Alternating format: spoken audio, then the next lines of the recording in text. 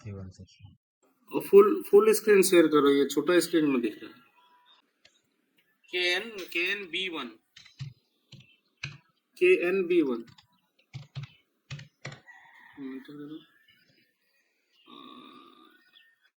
Run करो, execute कर दो। जनरल के नीचे जो बटन है सॉरी कोड है 3040 मोबाइल से, ठीक है कोई भी ले लो। तो जैसे 3040 को कॉपी करो और XD03 में ओपन करो इसको।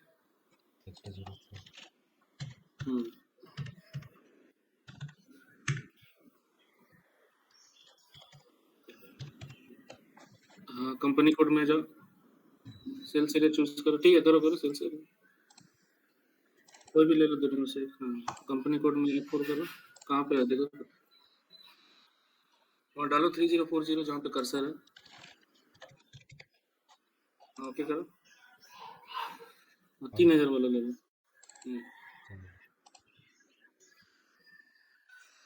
ठीक है अभी ऊपर में देखो कंपनी कोड डेटा आ रहा है ना। ठीक है तो कोई भी कस्टमर जब हम लोग बनाते हैं तो 3 चीजें बनाना रहता है, एक होता है कंपनी कोड डेटा, एक होता है जनरल डेटा, एक होता है सेल्स एरिया डेटा। तो अभी हम लोग जिस स्क्रीन में खड़े हैं क्या है ये कंपनी कोड डेटा। ऊपर में लिखा है display customer colon company code data, इसका मतलब है अभी हम लोग कंपनी कोड डेटा के स्क्रीन पे खड़े हैं। अगर जनरल डेटा में जाना है तो जनरल डेटा वाला बटन दबाएंगे, सेल्स एरिया में जाना है तो सेल्स एरिया डेटा वाला बटन दबाएंगे। बट उधर नहीं जाना, उधर का काम हो चुका है मेरा। हम जनरल डेटा में जाके एड्रेस भी मेंटेन कर लिए हैं, टैक्स कोड भी मेंटेन कर दिए हैं, तो बहुत सारा इन्फॉर्मेशन जो जनरल डेटा से रिलेटेड था वो कंप्लीट हो चुका है। उसी तरह से सेल्स एरिया डेटा में भी जो सब डालना था डाल चुके हैं। अभी हमको क्या करना है, कंपनी कोड डेटा बनाना है। तो कंपनी कोड डेटा बनाने के लिए टी कोड क्या है XD01, ठीक है। तो आप लोग जैसे VD01 में आज तक बना रहे थे क्योंकि कंपनी कोड का सेटिंग नहीं था, ठीक है। तो एक्चुअली VD01 से बनाने से सिर्फ सेल्स एरिया डेटा मेंटेन कर सकते हैं एंड साथ में जनरल डेटा मेंटेन कर सकते हैं। उसी तरह से अगर आप FD01 करते हैं तो उसमें जनरल डेटा के साथ कंपनी कोड डेटा मेंटेन कर सकते हैं, वहाँ सेल्स एरिया डेटा मेंटेन नहीं कर सकते। तो इस तरह के प्रॉब्लम से निकलने के लिए डायरेक्ट क्या किया जाता है, XD01 डाल दिया जाता है। तो एक ही टी कोड में general data, company code data, sales area data तीनों ही मेंटेन कर सकते हैं, ठीक है। तो लेकिन अभी आप लोग का जो कंपनी कोड है जो आप लोग कॉन्फ़िगर किए हैं, उस कंपनी कोड में FI का जो कॉन्फ़िगरेशन है, ठीक है, कंपनी कोड है, चार्ट ऑफ अकाउंट है, बहुत सारा चीज़ है FI से रिलेटेड। तो वो सब चीज़ तो किया नहीं होगा क्योंकि आप लोग तो नया कंपनी बनाए हैं और FI का काम आप लोग का कोई किया नहीं है। FI का भी कॉन्फ़िग करना पड़ेगा, तो वो तो किया नहीं होगा। इसीलिए आप लोग उसमें ये कंपनी कोड डेटा मेंटेन नहीं कर पाएंगे क्योंकि ये जो रिकॉन अकाउंट है ये मेंटेन नहीं हुआ होगा उसमें, ठीक है। तो उस केस में हम लोग क्या करेंगे, अच्छा पहले इसमें क्या क्या फील्ड इंपॉर्टेंट है वो देखिए, ठीक है। तो आप अपना कोई भी कस्टमर कोड को ओपन करो तो सुरजीत XD01 हाँ या FD01 भी कर सकते हो अगर ऑलरेडी कस्टमर कोड क्रिएटेड है तो।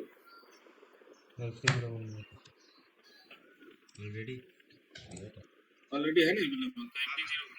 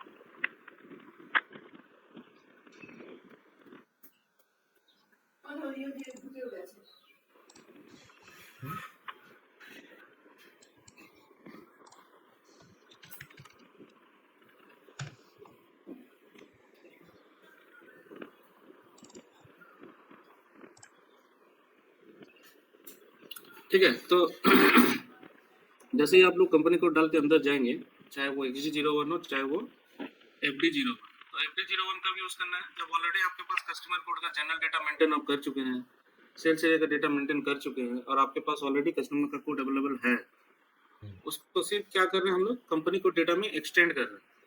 मतलब कोड ऑलरेडी जनरेट कर चुके हैं बट अभी जस्ट उसका कंपनी को डेटा मेंटेन कर रहे हैं, तो उस केस में FD01 आप यूज करके इसको कर सकते हैं। अदरवाइज एकदम नया कोड बनाना है जिसका general data, company code, sales area data कुछ भी अवेलेबल नहीं है, कोड भी अवेलेबल नहीं है, एकदम नया कोड जनरेट करना है, तो डायरेक्ट HD01 कर सकते हैं। ठीक है, समझ में आया FD01 HD01 कब करना? Yes sir. जी सर। क्या समझ में आया विनोद जी आपको?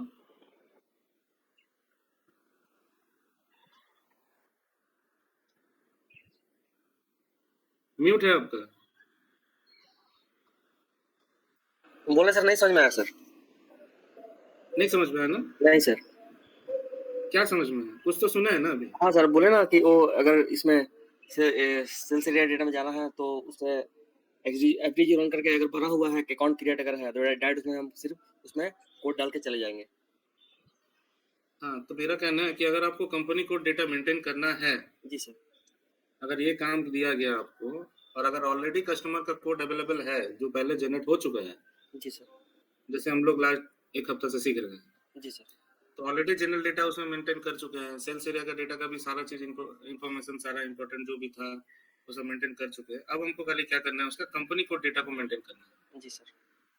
तो उस केस में हम लोग करेंगे FD01 और एकदम नया कस्टमर बनाना है जिसका कोड वोड अवेलेबल कुछ नहीं है, एकदम नया नया रजिस्ट्रेशन आया है, जिसका मेरे को general data, sales area data, company code data एक ही बार में बनाना है, तो उस केस में क्या करेंगे, XD01। हाँ, अभी हम क्या बोले उसको रिपीट करिए। हाँ सर, ये हम लोग कंपनी कोड बनाने के लिए सर जो भी जो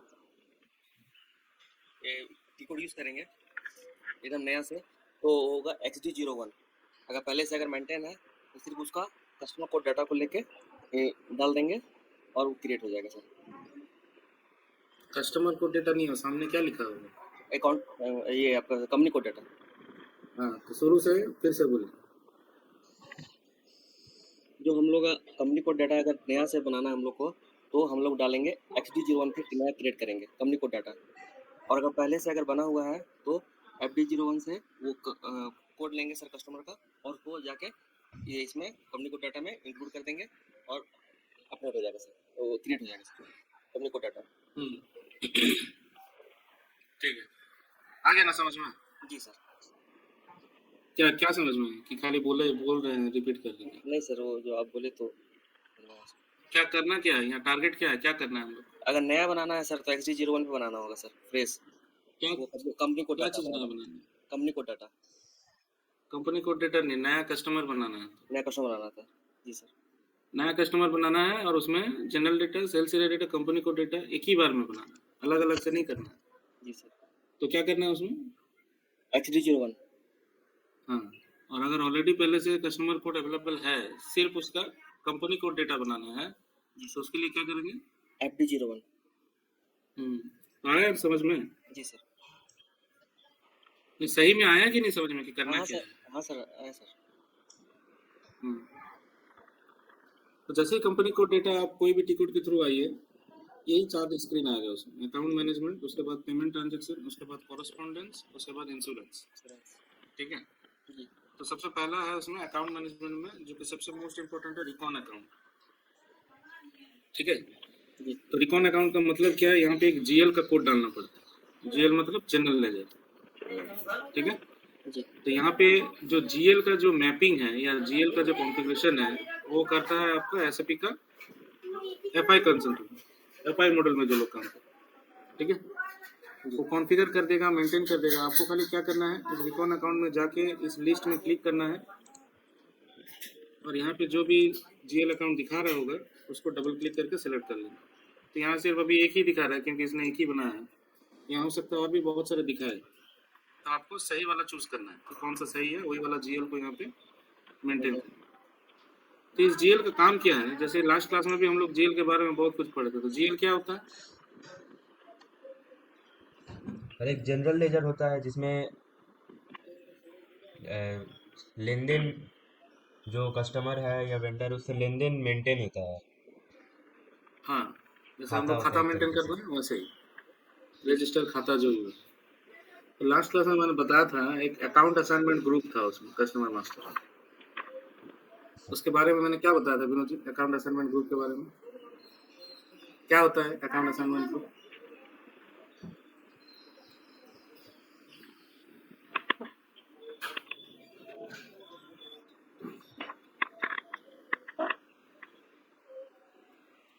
क्या यूज है अकाउंट असाइनमेंट ग्रुप का?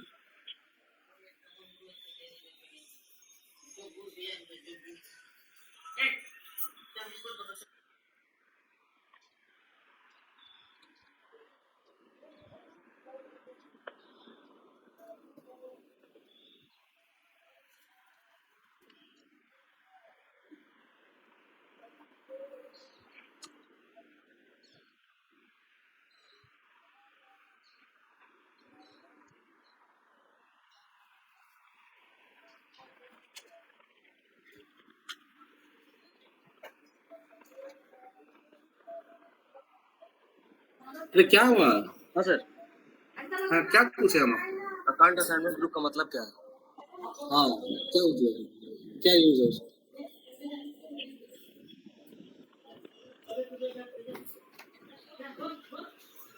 क्या बताया था लास्ट क्लास?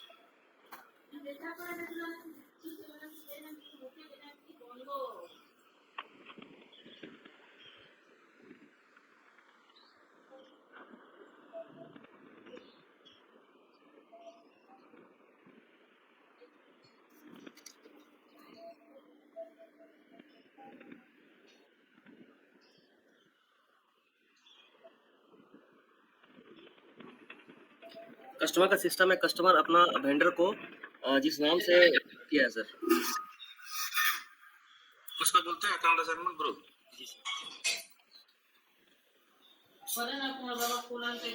छोड़े नहीं बोलना आपको और कुछ।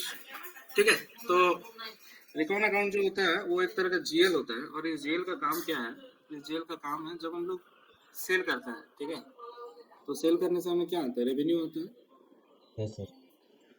तो रेवेन्यू का तो जेल हम लोग वहाँ मेंटेन कर देते हैं अकाउंट असाइनमेंट ग्रुप के बेसिस में, ठीक है। बट दो तरह का और जीएल होता है, एक होता है डेटर जीएल बोलते हैं, ठीक है, सन्ड्री डेटर्स। तो ये आप लोग कॉमर्स में पढ़े होंगे, सन्ड्री डेटर्स का मतलब क्या होता है? इसका मतलब क्या यूज है इस जीएल का?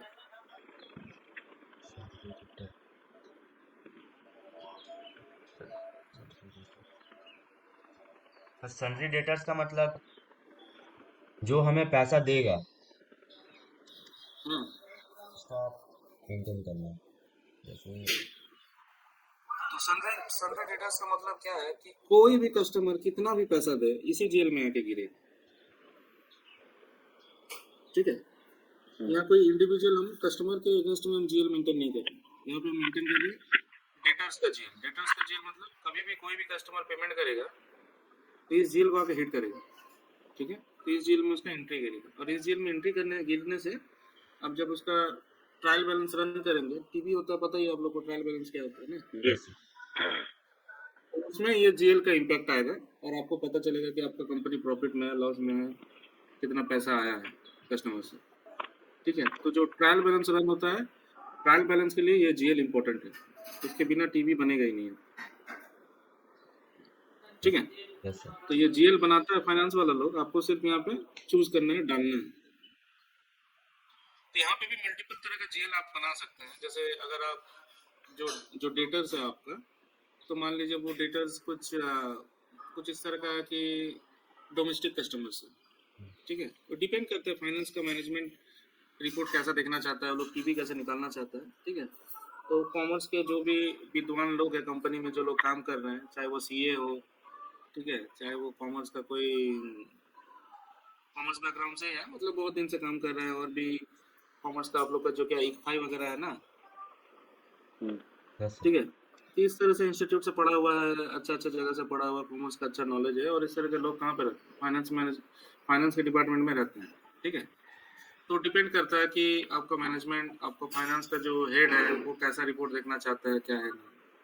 तो जो जीएल यहाँ पे मेंटेन करते हैं रिकॉन अकाउंट, यहाँ पे हम लोग सन्ड्री डेटर्स डोमेस्टिक भी बना सकते हैं, सन्ड्री डेटर्स एक्सपोर्ट का भी बना सकते हैं, अगर आपको मैनेजमेंट बोलते हैं कि हम पूरा जो पैसा आ रहा है हम उसको डिवाइड के हिसाब से देखना चाहते हैं, तो डोमेस्टिक का पैसा अलग देखना चाहते हैं और जो एक्सपोर्ट से पैसा आ रहा है उसको अलग देखना चाहते हैं। तो फिर यहाँ पे अगर ये कस्टमर डोमेस्टिक है विजय एंटरप्राइज, यहाँ पे डोमेस्टिक वाला जीएल को सिलेक्ट करेंगे। अगर कस्टमर एक्सपोर्ट का है तो यहाँ पे एक्सपोर्ट वाला जीएल को सिलेक्ट करेंगे। ठीक है, क्लियर है इसका मतलब? जी यस सर। सर। तो रिकॉन अकाउंट का जो जीएल है ये इंपॉर्टेंट है, डेटर्स का जो भी पैसा का हिसाब किताब है उसको मेंटेन करने के लिए, और टीवी में इसका इम्पैक्ट आता है ट्रायल बैलेंस से। ठीक है, तो ये आप लोग का जो कंपनी कोड आप लोग बनाए हैं, कंपनी कोड प्लांट वगैरह, इसमें हो सकता है कि आप लोग को नहीं मिले। जैसे सूरजीत बनाया है, ये अपने से कॉन्फ़िग कर लिया है, तो इसीलिए उसको यहाँ पे रिकॉन अकाउंट आ रहा है। आप लोग वाला में वो चीज़ नहीं है, तो देखेंगे उसको क्या क्या। तो क्या है यहाँ पे हम एक्सेल में लिख लेते हैं कि रिकॉन अकाउंट क्या है। तो recon account company code data में रिकॉन अकाउंट इम्पोर्टेंट है, इसके बिना आप सेल कर ही नहीं सकते कस्टमर। रिकॉन अकाउंट डालना जरूरी है customer master.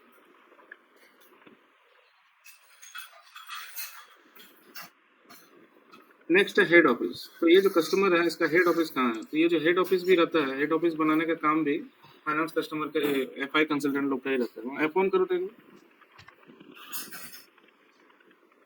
Head office account number in branch, this will contain the account number of the head office. तो अगर आपका ये जो कस्टमर है विजय एंटरप्राइज, इसका अगर कोई हेड ऑफिस है तो हेड ऑफिस का कोड को भी यहाँ पे हम लोग मेंटेन कर सकते हैं। और इससे फायदा क्या है कि इस कस्टमर से रिलेटेड कुछ भी हम लोग जब पोस्टिंग करेंगे, इनवॉइस वगैरह बनाएंगे, तो इसका हेड ऑफिस के अकाउंट में भी उसका डिटेल्स अपडेट होते रहेगा। ठीक है, यहाँ पे लिख रहे ना कि all postings for which the account number of the branch is specified are automatically posted to the head office account. The account number of the branch affected is noted in the line. तो इसका अगर head office रहेगा तो आप इस customer को कुछ भी बेचेंगे तो उसका हेड ऑफिस का जो अकाउंट है, हेड ऑफिस का भी वैसे ही कुछ एक कस्टमर कोड रहेगा। तो हेड ऑफिस का कस्टमर कोड में वो हिट करता रहेगा। मैं F4 करूँ तो देखिए क्या क्या है, कस्टमर अकाउंट क्या आ रहा है हेड ऑफिस में। ओके करो। तो जितना भी कस्टमर कोड यहाँ पे अवेलेबल है इस सिस्टम में बना हुआ है वो सारा ही यहाँ पे दिखा रहा है। तो अगर ये जेड इंटरप्राइजेस का कोई हेड ऑफिस है तो उसको आप यहाँ पे सेलेक्ट कर सकते हो, उसको खोज के। नहीं है सर। तो क्या इंटरप्राइज है वो? विजय एंटरप्राइज। सर ये तो विजय एंटरप्राइजेस है। तो कोई भी कस्टमर को चूज कर लो, मान लो कि वही उसका हेड ऑफिस। ऐसे करके यहाँ पे डाल देते हैं। ठीक है, तो हेड ऑफिस भी क्या है, वो भी एक कस्टमर कोड ही है। ठीक है, तो विजय इंटरप्राइजेस जो है उसका वो ब्रांच ऑफिस है या ब्रांच का कुछ है। मान लो जैसे अभी मान लेते हैं कि टाटा स्टील, ठीक है, तो टाटा स्टील तो जमशेदपुर में है और कहाँ पे, उड़ीसा में है। हाँ। लेकिन उसका हेड ऑफिस दोनों का कहाँ पे है? मुंबई। तो मुंबई का नाम से, मुंबई का एड्रेस के हिसाब से एक कस्टमर कोड ओपन कर लेंगे, उसका जनरल डेटा वो सब मतलब मेंटेन कर देंगे। General data, sales area data, company code data सब कुछ मेंटेन करके कोड जनरेट हो जाएगा उसका। ठीक है, हेडक्वार्टर का। और जब हम टाटा स्टील जमशेदपुर का कस्टमर कोड ओपन करेंगे तो उस समय जो मुंबई वाला कोड है उसको यहाँ पे मेंटेन कर देंगे। समझ में? Yes sir. इससे फायदा क्या होगा कि टाटा स्टील जमशेदपुर को कुछ भी सेल करेंगे, बेचेंगे, कुछ भी करेंगे, तो उसका जो मुंबई वाला हेड ब्रांच है उसमें भी उसका डेटा का एंट्री गिरते रहेगा। तो कल के दिन अगर हम मुंबई के नाम से भी रिपोर्ट निकालेंगे तो पता चलेगा मेरे को कि उसका ब्रांच ऑफिस में कितना कितना माल खरीदा है वो लोग, कितना हम लोग उसको सेल किए हैं, इस तरीके से। ठीक है, क्योंकि हेडक्वार्टर को भी तो पता होना चाहिए ना कि ब्रांच में क्या चल रहा है। ठीक है ना? Yes sir. जी सर। तो ये हो गया हेड ऑफिस। उसके बाद है ऑथराइजेशन। ऑथराइजेशन में क्या है, फोन करो उसको।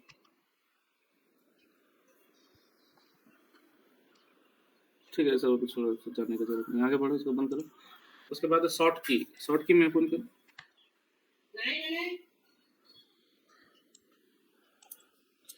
हाँ, तो ये शॉर्ट की जो होता है, जैसे हम लोग कोई कस्टमर को सेल करते हैं तो फाइनली इसका एक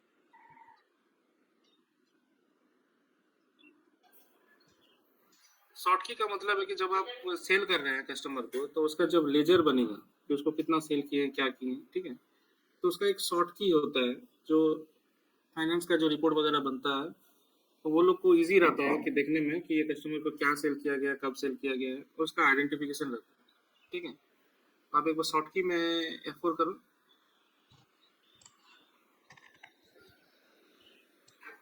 इस तरह का डिटेल्स आप मेंटेन कर सकते हैं कि पोस्टिंग डेट के हिसाब से होना चाहिए, फिजिकल ईयर के हिसाब से होना चाहिए, डॉक्यूमेंट डेट के हिसाब से होना चाहिए, ब्रांच अकाउंट के हिसाब से होना चाहिए। ठीक है, प्लान नंबर के हिसाब से होना चाहिए, वेंडर नंबर के हिसाब से होना चाहिए, परचेस ऑर्डर नंबर के हिसाब से होना चाहिए। तो जब रिपोर्ट निकल के इसका आएगा तो जो यूजर होगा फाइनेंस का, उसको इजीली समझ में आएगा कि ये जो एंट्री है ये पोस्टिंग डेट के बेसिस में किया गया है, ब्रांच अकाउंट के बेसिस में किया गया है। ठीक है, तो रिपोर्टिंग पर्पस ये पोस्टिंग डेट डाल दो इसको।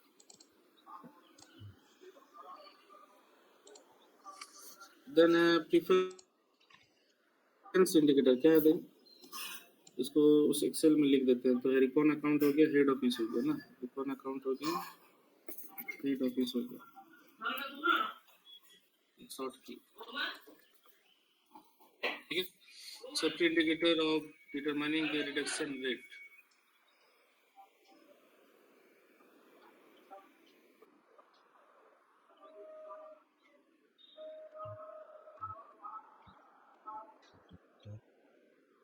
ठीक है, ये सब जरूरत नहीं है, कुछ जर्मनी से रिलेटेड है। कैश मैनेजमेंट ग्रुप में फोन कर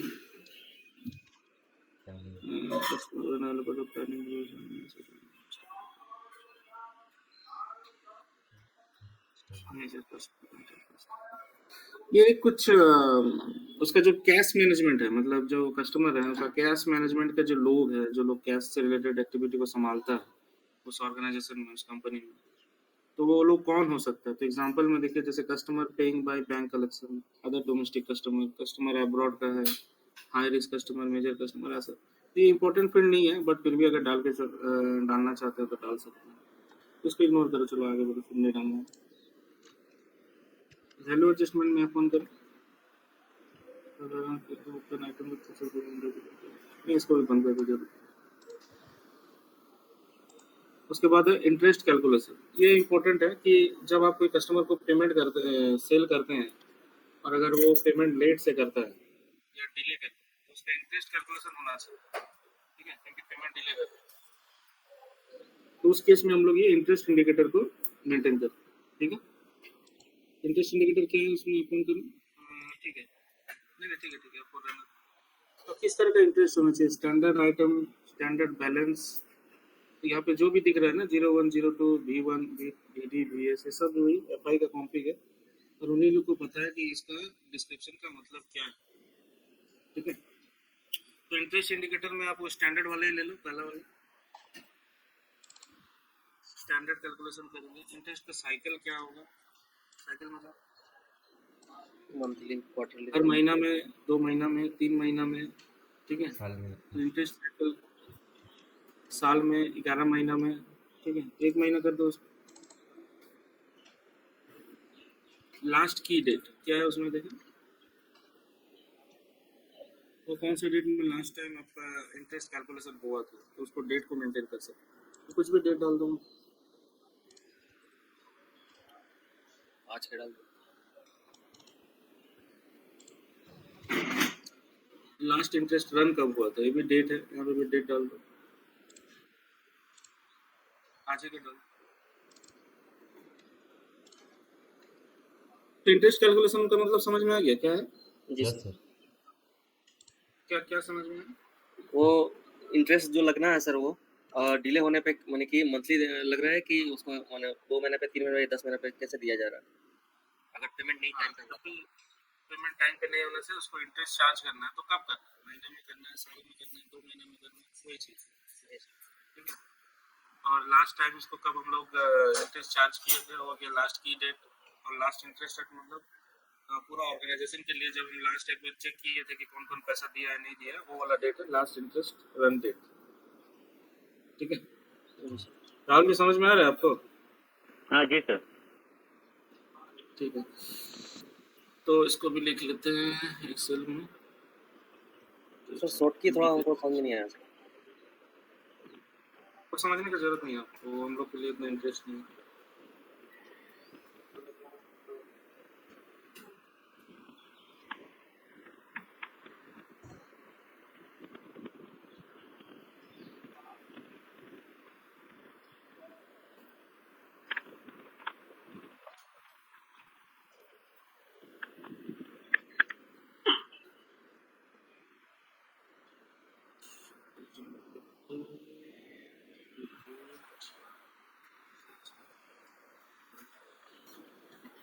अब आते हैं रेफरेंस डेटा में। तो रेफरेंस डेटा में पहला क्या है, previous account number. Previous account number का मतलब क्या है कि जब एसएपी नहीं था तो कुछ तो था वहाँ पे, कोई दूसरा सॉफ्टवेयर एप्लीकेशन कुछ तो था होगा। हाँ उस समय ये वाला कस्टमर भी रहा होगा उस सिस्टम में, ठीक है। यस तो उस समय इस कस्टमर का कोड क्या था, वही है प्रीवियस अकाउंट। पुराने वाले सिस्टम में इसका नंबर कुछ तो कुछ था होगा ना। अभी इसका कोड है 10015, लेकिन पहले कुछ भी नंबर हो सकता है उसका, जो भी पुराना सॉफ्टवेयर था यस सर एसएपी लगने से पहले। तो वही वाला कोड को यहाँ पर लिखेंगे। तो कुछ भी एक कोड डाल दो वहाँ, 5010 या 5001052356 समथिंग कुछ भी। तो मान लेते हैं कि उसका जो पुराना सॉफ्टवेयर था, चाहे कोई भी सॉफ्टवेयर हो, उसमें ये विजय इंटरप्राइजेस को 500236 का कोड के नाम से जाना जाता है, ठीक है। ताकि इसको यहाँ पे डालने से ये फायदा है कि कल के दिन जब एसएपी में लोग काम करना चालू करेगा तो तुरंत उसको याद नहीं रहेगा 10015, ठीक है। काम करते करते आदमी को तो याद हो जाता है कि भाई इसका कोड क्या है, उसका कोड क्या है ना।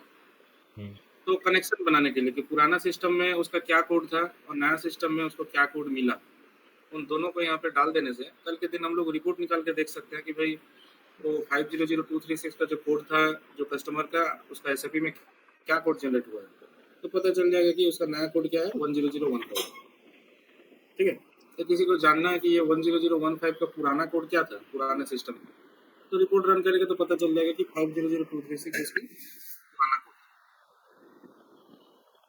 ठीक है। प्रीवियस अकाउंट नंबर का मतलब समझ में आ गया? यस ठीक सर। विनोद जी बताइए क्या समझ में आया प्रीवियस अकाउंट नंबर मतलब? सर प्रीवियस अकाउंट का मतलब होता है कि पहले जो भी रिकॉर्ड मेंटेन होता था वो किसे मेंटेन होता था, किसी में तो मेंटेन होता होगा। अभी सर जो हम लोग अभी क्रिएट किया है सर, उसमें हम लोग अभी डाल देते हैं ताकि पता चले कि कभी भी अगर शो किया जाए तो किसमें मेंटेन होता तो पता चल जाएगा सर। तो प्रीवियस अकाउंट नंबर का मतलब क्या है?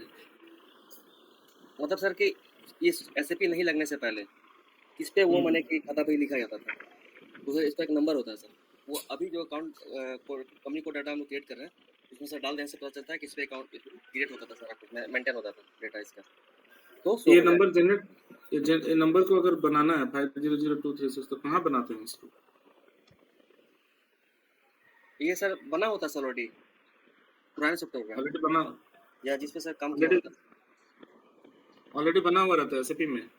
ऐसे भी नहीं सर, पहले जो सॉफ्टवेयर बना होता है सर उसमें सर वो नंबर से डालते हैं सर। तो उससे पूछ के उसको डाल देते हैं। जी सर।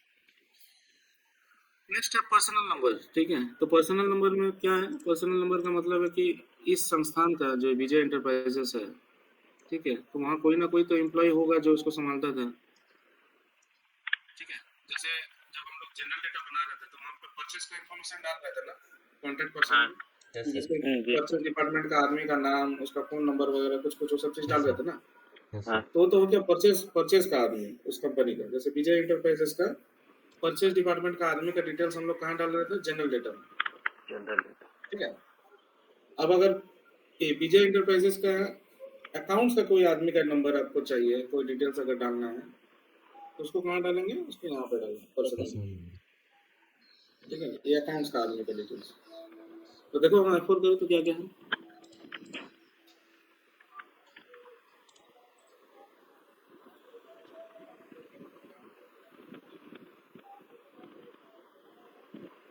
यहाँ पे देखो बहुत सारा नाम है, चार्ल्स एरोन, माइकल एरोन, सब फॉरनर सबका नाम डाला।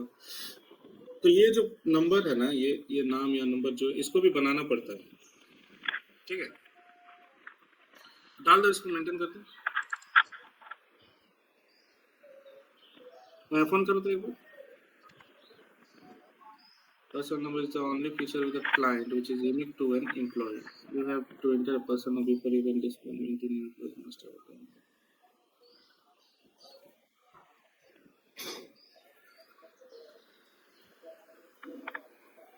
ठीक है। तो ये जो पर्सनल नंबर है ये वही हो गया, ठीक है। चलिए आगे बढ़ते। तो मैंने थोड़ा सा गलत बताया, पर्सनल नंबर मतलब ये विजय इंटरप्राइजेस का फाइनेंस का आदमी नहीं, ये जेडेबी बैटरीज लिमिटेड में जो आदमी, जो फाइनेंस का जो यूजर है, जो एंड यूजर या यूजर जो विजय इंटरप्राइजेस को डील करता है, उसका एम्प्लॉय आईडी डालना है। पर्सनल नंबर मतलब उसका एम्प्लॉय आईडी। एम्प्लॉय तो मेरे ऑर्गेनाइजेशन में मतलब ZAB बैटरीज लिमिटेड में जो फाइनेंस का बंदा, फाइनेंस डिपार्टमेंट का कोई आदमी जो इस विजय इंटरप्राइजेस को संभालता है, उसका एम्प्लॉय आईडी को यहाँ पे डालना है। ठीक है। और ये एम्प्लॉय आईडी बनाने का काम किसका है? SAP का HR मॉड्यूल। ठीक है। एम्प्लॉय आईडी कौन बनाता है? HR अच्छा HR मॉडल। अच्छा, हाँ। तो हमें नहीं बनाना है, वो बना हुआ रहेगा, हमें खाली खोज के सिलेक्ट करके डाल देना है। ठीक है। उसके बाद है बाइंग ग्रुप। बाइंग ग्रुप में सर बोल रहे हैं ये इंफॉर्मेशन सब कौन देगा यहाँ पर डालते टाइम? FI डिपार्टमेंट तो वाला देगा? देगा, हाँ, FI डिपार्टमेंट वाला लोग देगा। उसको मांगना पड़ेगा कि सर हमको ये डालना है, तो इसका डिटेल्स। ये हटा दो हेड ऑफिस, ये कुछ भी उल्टा सीधा डाले है ना, इसलिए एरर दे रहा है। तो अकाउंट बाइंग मैनेजमेंट में ग्रुप था ना, बाइंग ग्रुप है, उसमें एक बच्चों क्या है, फोन करो सबसे उसके नीचे में।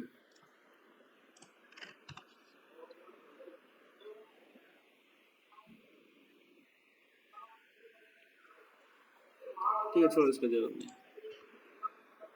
Next payment transaction. Payment transaction में टर्म्स ऑफ पेमेंट, ये हम लोग पहले भी पढ़ चुके हैं। टर्म्स ऑफ पेमेंट तो क्या होता है ये? सर पेमेंट करने का टर्म्स एंड कंडीशन कि तुरंत पेमेंट करना है या फिर कुछ ग्रेस पीरियड है उसके बाद पेमेंट कर सकते हैं, जो भी है। ये 3 मंथ 6 मंथ है। कुछ डिस्काउंट के साथ पेमेंट कर सकते हैं। तो कुछ भी डाल दो यहाँ पे। तो दो जगह में पेमेंट टर्म डालने का क्या है? वहाँ पे सेल्स में भी था पेमेंट टर्म, यहाँ FI में भी है पेमेंट टर्म, तो क्या यूज? सर जब वो तो सेल्स वाला है, वो सेल्स वाला उनका भी अपना देखना होगा उसको, तो वो देख सकेगा। फिर FI वाला अपना टिकट से देख सकेगा। एक्चुअली दोनों सेम ही है। तो सेल्स में अगर आप 001 डाले हो तो FI में भी आपको 001 डालना चाहिए। सेल्स में अगर आप 003 डाले हो और FI में 001, तो फिर ये गलत चीज़ है, ऐसा नहीं होना चाहिए। ठीक है। और जो पेमेंट टर्म है वो सेल्स के रिलेटेड पेमेंट टर्म है, ये पैसा से रिलेटेड पेमेंट टर्म है, तो दोनों अलग अलग चीज। सेल करते समय पेमेंट टर्म क्या होना चाहिए कि उसके साथ जो भी डील हुआ, एग्रीमेंट जो भी हुआ कि पेमेंट कब देगा नहीं देगा, वो हो गया सेल्स का पेमेंट टर्म। FI का पेमेंट टर्म है कि वो सेल हो गया, उसके बाद वो बोलता है कि नहीं मेरे को थोड़ा सा ग्रेस पीरियड चाहिए या हम पेमेंट बाद में करेंगे या समथिंग, तो उसके लिए ये FI वाला पेमेंट टर्म है। ठीक है। उसके बाद यहाँ पे टॉलरेंस ग्रुप, नॉलेज, ये सब कुछ भी जरूरत नहीं है। तो पेमेंट हिस्ट्री रिकॉर्ड है ना, उसमें टिक लगा हुआ होना चाहिए, पेमेंट हिस्ट्री रिकॉर्ड। ऊपर राइट तो जहाँ कर्सर है उसका नीचे में, उसका नीचे हाँ। इसको टिक लगाने से क्या होता है कि जब जब वो कस्टमर पेमेंट देगा, जब जब आप कस्टमर को इनवॉइस करेंगे, तो सारा रिकॉर्ड जो है मेंटेन होता रहेगा। ठीक है। सिस्टम में सारा रिकॉर्ड अपडेट होता रहेगा, तो उसका एक रिकॉर्ड बनता रहेगा। बाद में हम लोग कभी उसका रिपोर्ट रन करके देख सकते हैं कि कब कब पेमेंट दिया, कब कब इनवॉइस जनरेट किए हैं हम उसको, कब कब माल बेचे हैं, तो बहुत डिटेल्स आपको मिल जाएगा पेमेंट हिस्ट्री रिपोर्ट। ठीक है। नेक्स्ट है पेमेंट मेथड।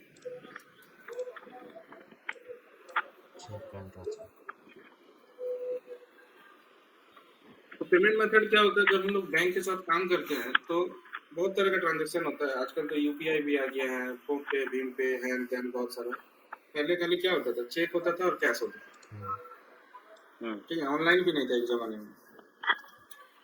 तो पहले चेक से होता था या फिर तो बैंक में जाके चेक को जमा करना पड़ता था, इस तरह का बहुत चीज है। बाद में चेक तो है अभी भी, चेक के बाद अभी बहुत सारा और भी तरह तरह का चीज आ गया ना। निफ्टी आया सर, RTGS आया सर। हाँ, वो sir NEFT RTGS bank transfer का ही पार्ट है। ठीक है, आप करते हैं। उसके बाद ऑनलाइन मोड आ गया है अभी, गूगल पे, फोन पे, मतलब UPI वगैरह चीज आ गई। ठीक है। तो ये सब चीज भी यहाँ पे सिर्फ दो ही दिखा रहा है, चेक एंड बैंक ट्रांसफर। उसको भी जो SAP का FICO कंसल्टेंट है वो लोग कॉन्फ़िगर करता है उसको, तो यहाँ पे वो नया UPI भी ऐड कर सकता है। ठीक है। तो हमें खाली यहाँ पे सेलेक्ट करना है कि ये जो कस्टमर है विजय इंटरप्राइजेस, ये ZAB इंटरप्राइजेस के साथ, ZAB बैटरीज लिमिटेड के साथ किस तरह का मोड में ट्रांजेक्शन करता है। खाली चेक का करता है, खाली बैंक का करता है, खाली UPI करता है, या ऑल तीनों तरह का ट्रांजेक्शन करते हैं, तो तीनों को टिक लगाना। ठीक है, तो इस तरह का वहाँ पे ऑटोमेटिक लिख के आ जाएगा CDCEF BC, मतलब उसका जो भी वहाँ डिस्क्रिप्शन रहेगा। जैसे चेक के लिए C है, बैंक ट्रांसफर के लिए T है, तो जैसे ही दोनों को टिक कर देंगे तो वहाँ नीचे में CT लिखा हुआ है। ठीक है, यस सर। ये हो गया पेमेंट मेथड। नेक्स्ट है पेमेंट ब्लॉक। अगर एक कस्टमर कुछ धोखाधड़ी किया है, कुछ बदमाशी किया है, ठीक है, और कस्टमर जो है उसको हम लोग जो है अभी इन्वेस्टिगेट कर रहे हैं कि कस्टमर सही है, कस्टमर नहीं है, बदमाशी कर रहा है, तो उस केस में हम लोग कस्टमर को ब्लॉक कर सकते हैं, उसका पेमेंट ब्लॉक कर सकते हैं। उसको कोई पेमेंट देना भी नहीं है, बट पेमेंट ले सकते हैं। ठीक है, क्योंकि हमें कभी कभी कस्टमर को पेमेंट देना भी पड़ता है। किस किस केस में पेमेंट देना पड़ता है? डिफेक्टिव प्रोडक्ट की वजह से। हाँ, कभी अगर खराब मटेरियल उसको दे दिए तो लौटा दिया मटेरियल, तो उसको पेमेंट रिटर्न करना पड़ता है। ठीक है, या कभी गलत चार्ज कर दिए हैं, मतलब 100 ज़्यादा रुपये का चार्ज। सामान में 200 रुपये का दाम में बेच दिए हैं, तो पैसा रिटर्न करना पड़ता है उसको। तो इस तरह का कोई भी एक्टिविटी हम चाहते हैं कि ना हो। क्यों? क्योंकि कस्टमर जो है कुछ बदमाशी किया है, कस्टमर के साथ मेरा लेजर मैच नहीं कर रहा है। ठीक है, बोथ साइड का लेजर मैच करना चाहिए ना। जब हम कोई कस्टमर के साथ बिजनेस करते हैं, तो अगर बोल रहा है कि हम आपको इतना रुपया दिए हैं, आप मेरे को सिर्फ 2 ही रुपया का माल दिए हैं, बाकी पैसा का माल दिए हैं, तो मेरे को भी अपना सिस्टम में चेक करना चाहिए कितने रुपये का माल दिया, कितने पैसे बचे। बोथ साइड का लेजर मैच नहीं करेगा तो हम लोग आगे बिजनेस कैसे करेंगे? तो इस तरह की कोई भी अगर प्रॉब्लम रहता है, तो उस केस में हम लोग क्या करते हैं, पेमेंट ब्लॉक कर देते हैं। ठीक है, तो बहुत सारे रीजन है यहाँ पे। Block for payment, IP, postponing payment request, invoice verification, और नया भी बनाना है तो बना सकते हैं। आप लोगों को पता ही है कैसे बनाया जाता है, बट ये बनाने का काम किसका है? FI का। FI। ठीक है, तो अगर ब्लॉक करना है तो यहाँ डालना है, नहीं करना है ब्लॉक तो नहीं डालना। ठीक है, चलो आगे बढ़ो, ब्लॉक नहीं करना है।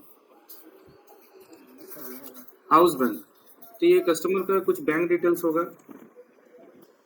ठीक है, उसको कॉन्फ़िगर करना पड़ता है, वो करने से ही यहाँ आएगा। हाउस बैंक कॉन्फ़िगर नहीं है इस कंपनी कोड में।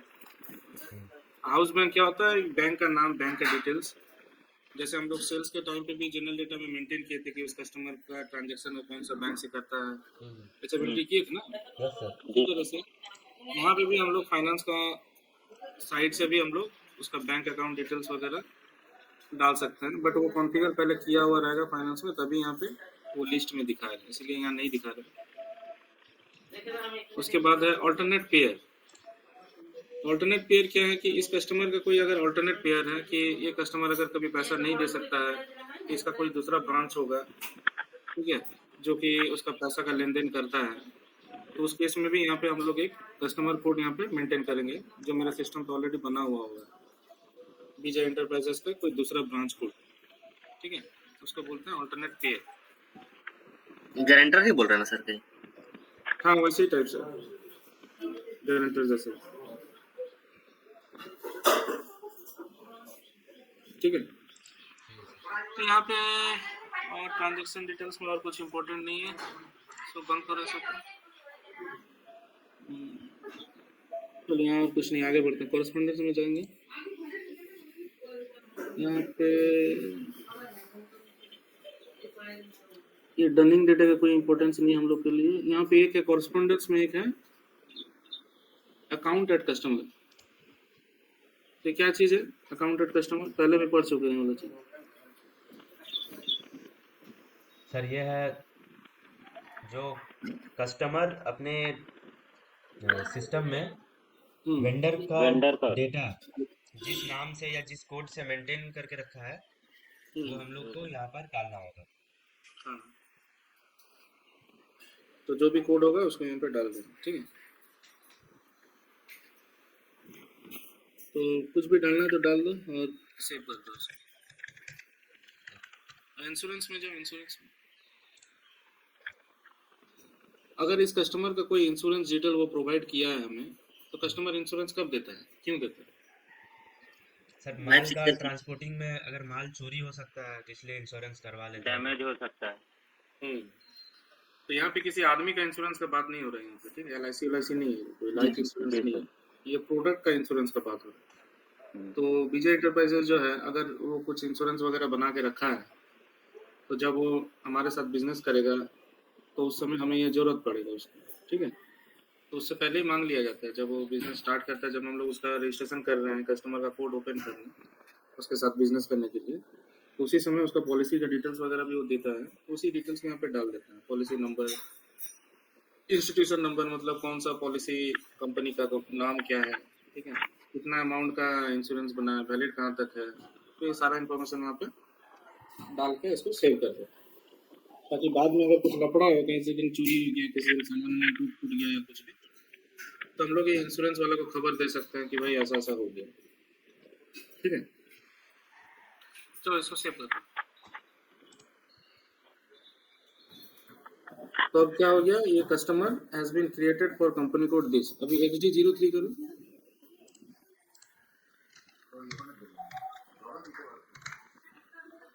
तब यहाँ पे हम लोग सारा इन्फॉर्मेशन एक साथ डाल सकते हैं, कोड भी डाल देंगे, कंपनी कोड भी डाल देंगे, और सेल्स एरिया का इन्फॉर्मेशन डाल के एक ही बार कंटिन्यू करेंगे।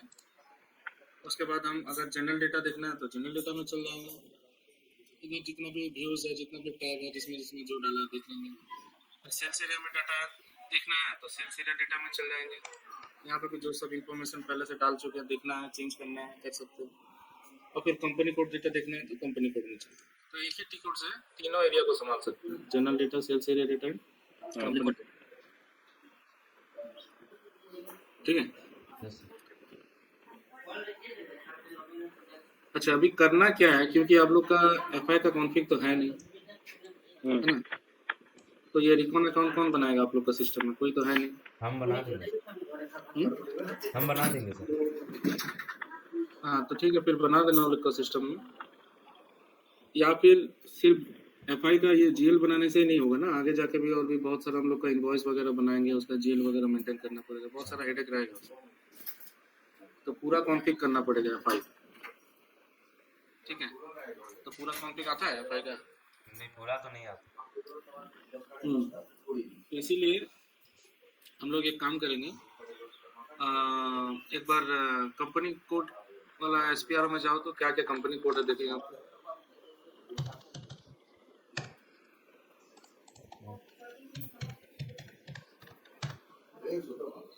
कंपनी कोड का जगह नहीं है। हाँ, डिफाइन में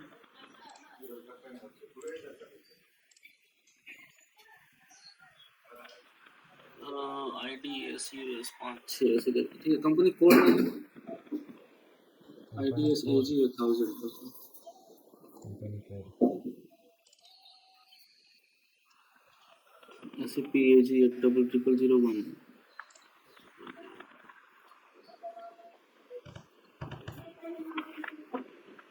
1000 कंपनी कोड, ठीक है। और प्लांट में जाओ, प्लांट में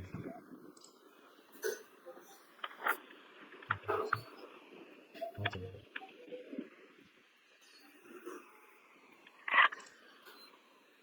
कहाँ रहता है प्लांट? लॉजिस्टिक जनरल में।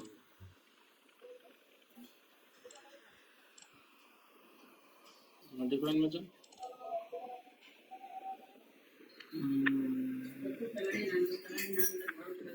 1000, ठीक है, ठीक है। अभी एक टी कोड करो, वही SC69 करो,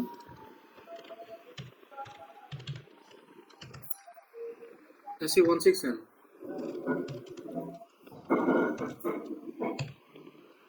16N लास्ट में N डाल,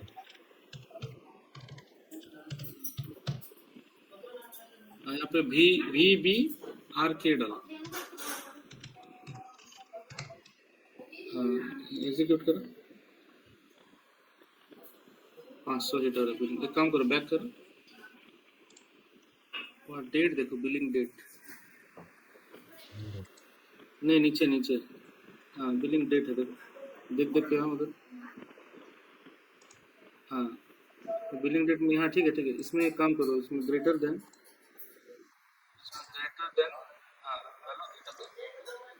हाँ यहाँ डेट डालो, बिलिंग डेट का वहाँ बगल में, यहाँ पे डेट डालो,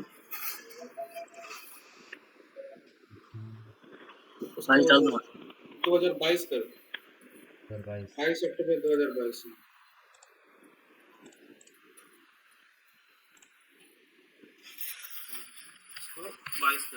ठीक है, रन करो। सब नहीं बनेगा, एंटर करो, उसको 2020 करो।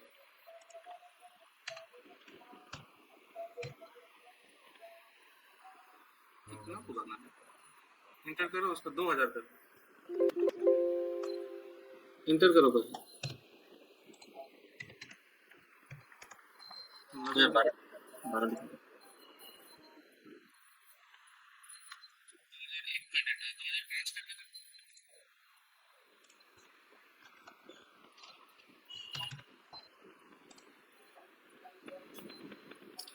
पाँच का भी है, 2010 करके दो।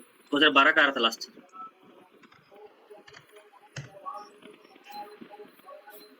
10 का भी नहीं, 10 के बाद नहीं बना है, उससे पहले ही बना है जो। ठीक है, 2009 करो।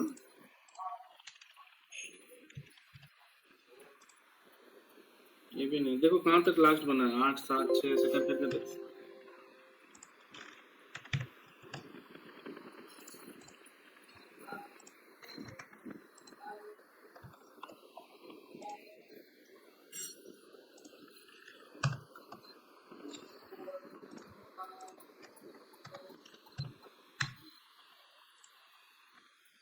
छः का लास्ट है। 6 का लास्ट। तो ये लोग कौन कौन सा एरिया सेल्स ऑफ चूज किया है? 1000, डिस्ट्रीब्यूशन चैनल 12। ठीक है, राइट साइड में जाओ, कंपनी कोड क्या है देखो।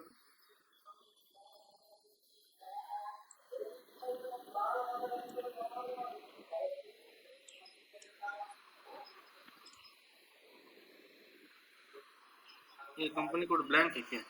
ब्लैंक तो नहीं होना चाहिए। आगे में नहीं, आगे में नहीं हो, लेफ्ट साइड में जाओ, एकदम लेफ्ट में जाओ। वो रो जैसे सिलेक्टेड है ना, उसका ऊपर में देखो बिलिंग डॉक्यूमेंट करके लिखा है, उसके ऊपर मैग्नीफायर ग्लास है, उसको दबाओ। यहाँ पे देखो कहाँ पे कंपनी कोड दिख रहा है।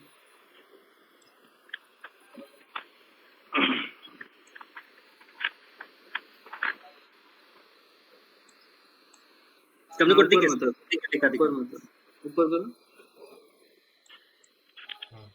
ये सर 1000। 1000 में चल रहा है ना।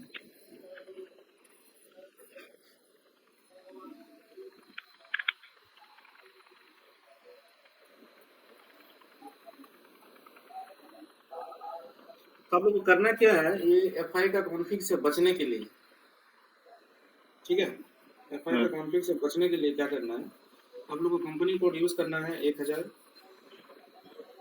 ठीक है, यस ठीक है। और प्लांट भी यूज करना है 1000। ठीक है, इसको बंद कर दो एक बार। वो जो 90036216 है ना, उसको कॉपी करो और एक नया टिकट करो VF03। कॉपी छोड़ो, कॉपी करने की जरूरत नहीं है, नया स्क्रीन में VF03 करो, इसमें VFF। VF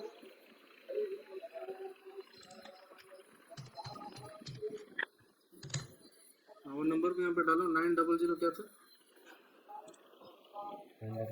36126 36216। एंटर करो।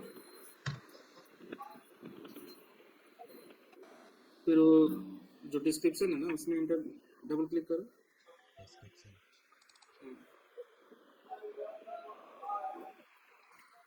प्लांट 1200 यूज किया। अच्छा, वो अकाउंटिंग में क्लिक करो एक बार, अकाउंटिंग।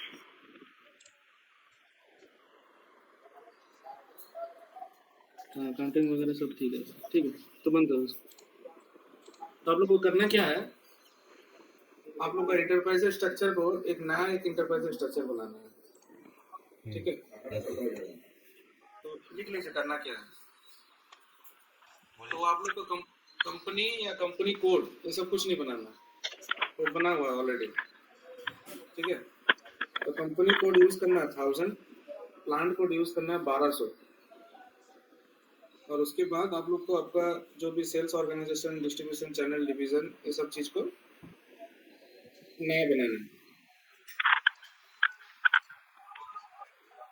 और उससे रिलेटेड जो भी कॉन्फ़िग है असाइनमेंट का, वो सब असाइनमेंट को कंपनी कोड 1000 और प्लान कोड 1200 के साथ जोड़ देना। ओके और उसके बाद उसके बाद उसी सेल्स एरिया में और उसी कंपनी कोड में आप लोग को नया कस्टमर कोड बनाना है और नया मटेरियल भी बनाना है।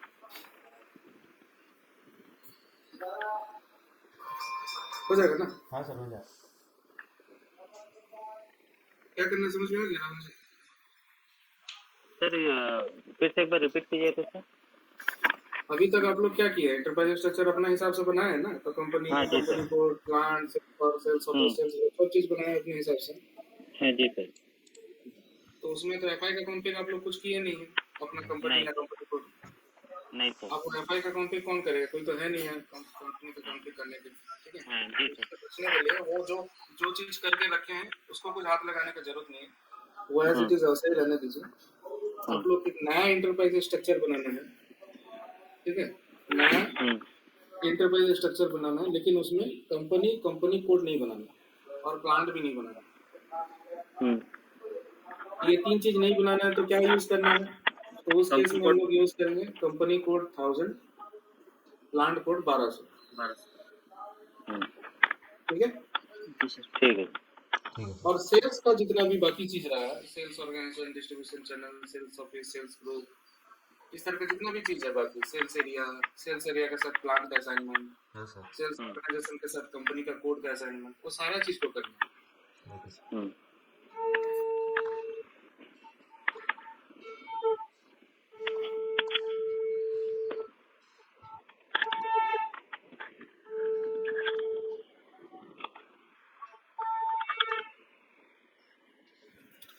तो करना क्या है कि जो भी कंपनी कोड और प्लांट हम बताए हैं उसमें कोई भी छेड़छाड़ नहीं करना है, मतलब डिफाइन नहीं करना, वो सब ऑलरेडी डिफाइन किया हुआ है। आपको करना है नया सेल्स ऑफ बनाना है, नया डिस्ट्रीब्यूशन चैनल बनाना है, नया डिवीजन बनाना है, नया सेल्स ऑफिस, नया सेल्स ग्रुप। फिर उसका असाइनमेंट का जो भी कॉन्फ़िग है, जैसे सेल्स एरिया के साथ प्लांट, सेल्स ऑफ के साथ कंपनी कोड, वो सारा चीज करना है। ठीक है सर। और इतना करने के बाद कस्टमर कोड भी बनाना है और मटेरियल का कोड भी बनाना है, नए वाले कंपनी कोड, नए वाले सेल्स एरिया में। मतलब वो पुराना मटेरियल को यूज नहीं करना है, पुराना कस्टमर को भी यूज नहीं करना है। तो नया कस्टमर कोड बनाना है नया मटेरियल 1000 कंपनी कोड में और नया सेल्स एरिया में। उसी तरह से मटेरियल कोड भी नया बनाना है, नया कंपनी मतलब वही 1000 वाला कंपनी कोड में और नए वाले सेल्स एरिया में। ठीक है सर। समझ में आ गया विनोद जी आपको? जी सर। जी सर। हो जाएगा ना?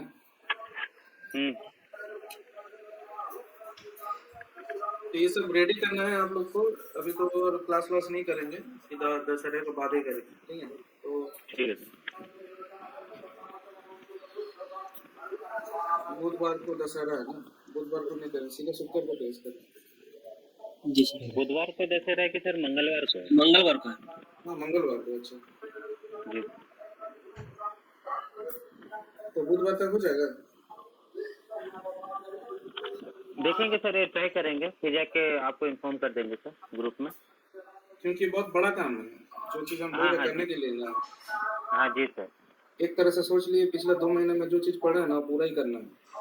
हाँ जी सर। ठीक है? और उसके बाद फिर उसमें कस्टमर मास्टर भी बनाना है, मटेरियल मास्टर भी बनाना मटेरियल है। मास्टर। जी तो सर। बहुत तरह का एरर आएगा और बहुत तरह का प्रॉब्लम भी आएगा करते करते। जी सर। उसमें टाइम भी देना है, ठीक है? हम बोल रहे हैं कि फ्राइडे को करते हैं, ठीक है? हाँ ठीक है सर। तब तक आप लोग जो है 1 घंटा 2 घंटा जो भी है टाइम निकाल के। तो क्या क्या करना है फिर से रिपीट करिए। सर जितना भी एंटरप्राइज स्ट्रक्चर का sales off, distribution channel, sales group, sales office, plant, ये सब सारा चीज को फिर से बनाना है सर। तो प्लान नहीं बनाना। नहीं, प्लांट नहीं बनाना है। जितना भी सेल्स ग्रुप, सेल्स ऑफिस और जितना भी डिस्ट्रीब्यूशन चैनल ये वगैरह सारा चीज बना के हाँ जी। हाँ, ठीक है। फिर फिर बना के जाके उसके बाद मटेरियल मास्टर पे क्रिएट करना है और कस्टमर मास्टर भी क्रिएट करना है। हाँ नए वाला सेल्स एरिया। नए वाले। हाँ, वो जायका इंडस्ट्री और सब भूल जाइए। जायका वगैरह जो था, बैटरी वैटरी जो था और जी जो था वो सब भूल जाइए, ठीक है? सबको भूल के कंपनी कोड पुराना यूज करना है, प्लांट कोड पुराना यूज करना है। तो कंपनी कोड 1000 यूज करना है और प्लांट कोड 1200। उसको बनाने की जरूरत नहीं।